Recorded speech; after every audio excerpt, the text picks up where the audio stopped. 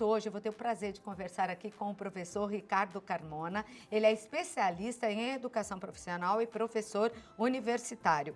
E eu que dei uma lida em tudo que ele já fez, pensei, ele deve ter uns 80 anos.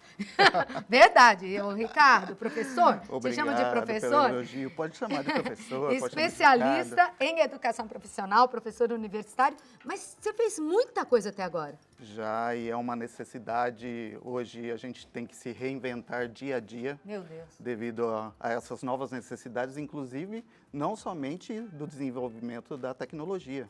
O desenvolvimento da sociedade também requer que tenhamos novas habilidades e competências. Isso assusta um pouco as pessoas, né? Assusta.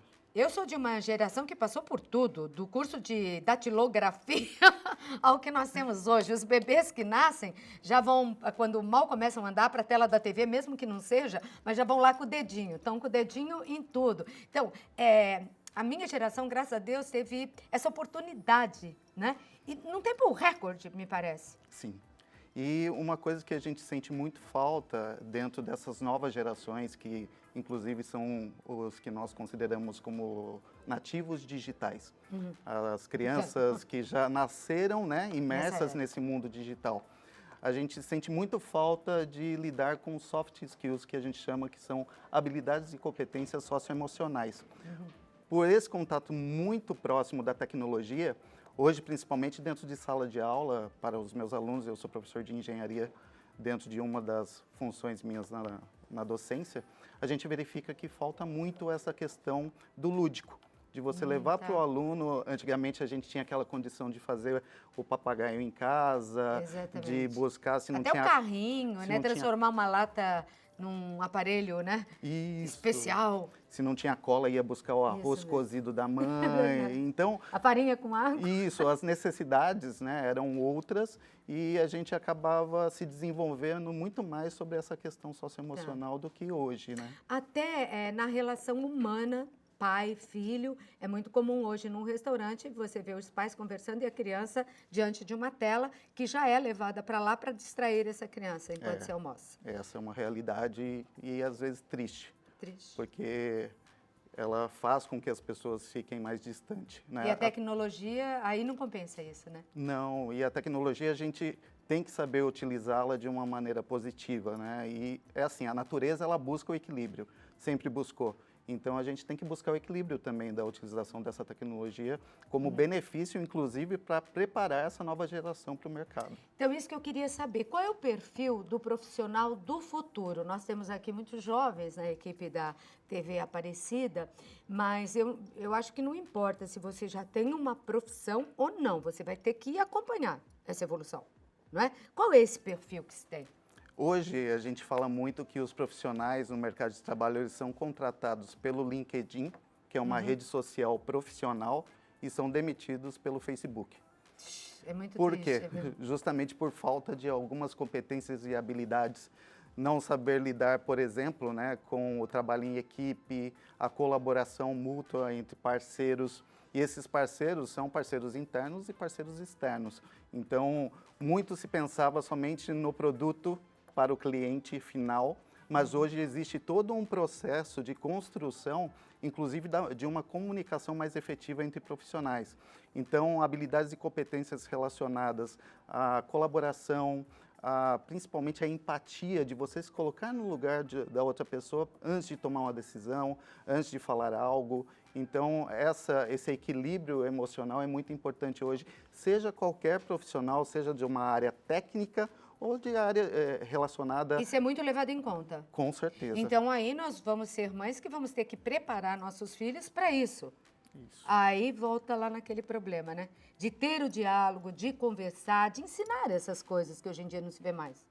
Inclusive os pais, logicamente por ter essa dinâmica, né, dentro do mundo do trabalho, eles querem suprir, né, essas necessidades, colocando às vezes, né, pensando numa proteção, eu sou pai também, mas colocar dentro de uma bolha esses adolescentes e não deixar com que eles conheçam também situações que a gente chama de situações problemas, mas podem ser situações de aprendizagem, para quando eles chegarem a um mercado, eles verem que aquela realidade é a mais próxima possível e eles saberem lidar com essa questão de colaboração, a resiliência, eles serem colocados em situações de aprendizagem e saírem mais fortes, com maior informação, isso é muito importante. E às vezes os pais, por proteção, né, eles acabam colocando os filhos numa condição que eles não consigam enxergar a realidade do mundo. É verdade, não sabe nem atravessar uma rua sozinho, às vezes, aos 18, 20 anos, né? São levados para a faculdade e buscados pelos pais, e até aos 32 acho que são adolescentes. Sim. É E triste isso é uma condição que nos preocupa muito, porque a gente acaba avaliando diversos relatórios mundiais do World Economic Forum, por exemplo, que prevê que essas novas gerações elas vão ter que passar por tratamentos psicológicos. Nossa, devido que a triste isso, né? E a incidência é muito grande. Então, no Brasil, hoje a gente tem uma incidência. Em cada segundo, 11 pessoas estão sendo tratadas, psicologicamente falando. Mas isso é importante também, que é uma evolução do nosso país. Faz parte. Hoje você ter um apoio psicológico é importantíssimo.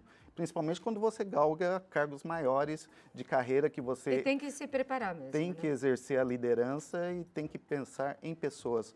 Hoje, departamento pessoal não existe, recurso humano já está ultrapassado, hoje a gente fala sobre gestão de pessoas. E o que é essa gestão de pessoas? Essa gestão de pessoas é justamente lidar com isso, você trabalhar com os seus colaboradores de maneira que eles desenvolvam e possam desenvolver dentro de um ambiente de trabalho uma qualidade de vida, eles terem oportunidade de ter autonomia, e a autonomia, né, é muito importante porque a autonomia você tem responsabilidade. E a gente fazer com que essas pessoas tenham um sentimento de pertence. Tá. Porque a partir do momento que você sente, né, que pertence àquele meio, você tem uma colocação, você tem uma responsabilidade e um valor. É verdade, porque às vezes você parece um número, né? Isso. Bom, eu queria saber um pouquinho ainda dos idosos, daqueles que já se aposentaram, né? Porque essa palavra até idoso, a gente tem que mudar, porque, gente, a partir dos 60 anos, uma pessoa é considerada idosa. Mas tem muita gente começando a carreira aos 40, então não sei o que vai virar isso.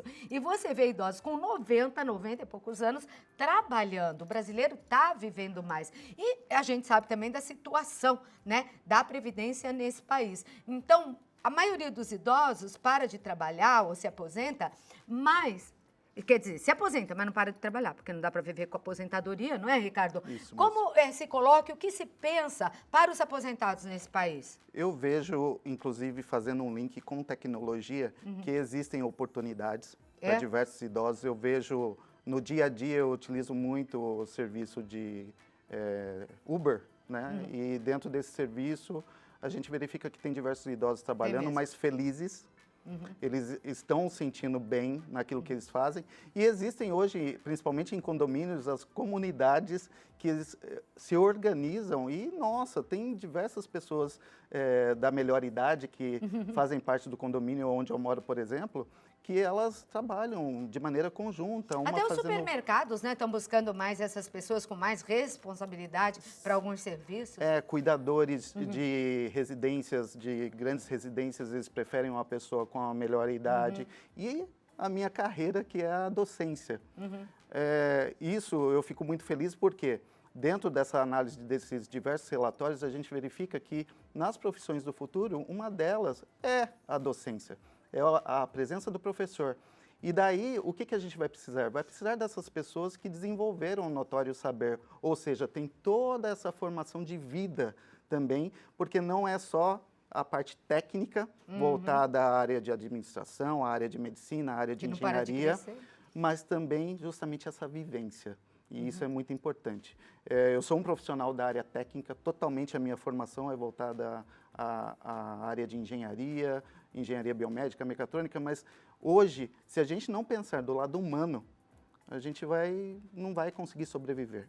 E o brasileiro, ele tem essa característica de trabalhar com a resiliência dia a dia. Né? E olha que quem está falando é absolutamente técnico, né? Eu me preocupo muito e eu acho que Hoje no mercado eu consigo esse destaque não pelos meus conhecimentos técnicos, Tá. mas por prezar muito e colocar em primeiro lugar o valor humano. Você dá palestras, Ricardo? Sim, É? dou diversas palestras, envolvido principalmente a área da quarta revolução industrial, mas dentro de um contexto técnico e humano também. Em empresas? Empresas, ontem mesmo eu estava no congresso da SAE Brasil, que é da área automotiva, que foi em São Paulo. Eu fiz parte de um painel falando sobre o que será a educação no futuro. Poxa, isso é muito importante.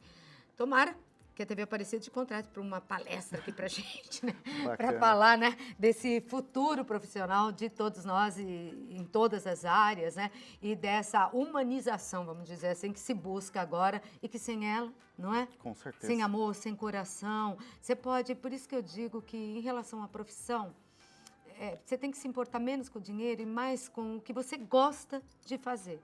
Não é? E é o que os jovens pensam hoje. Eles estão muito mais preocupados com a qualidade e com o prazer daquilo que eles dá. faço do que Graças a realmente Deus, o valor. né? E Do que o educação em primeiro lugar. É Sem isso. educação, Não a se faz sociedade nada. não se desenvolve. E nessa semana aí, né, que nós vivemos o Dia dos Professores, Sim. uma categoria que ama tanto aquilo que faz, porque para aguentar tudo tem que amar muito, viu? Como o professor que está hoje aqui ao meu lado. Ricardo, deixa o seu contato, eu tenho um telefone aqui, pode ser esse? Pode. E tem também um e-mail, não é? e-mail. Para as pessoas interessadas nessas Ok. palestras, ele faz palestras por todo o Brasil, falando desse profissional do futuro e o que o futuro nos reserva, tá? Ó, anote aí. Prof, né, de professor, profcarmona@gmail.com, tá no vídeo. E o telefone é São Paulo, o código de área é 11 98397 6064. 11 98397 6064. Foi muito gostoso conversar com você, professor. Foi delicioso essa conversa. Muito Volte obrigado. mais vezes. Vou aí te dar um beijo e vamos seguindo aqui com o nosso programa. Muito obrigada por ter vindo, viu? Obrigado. Beijo.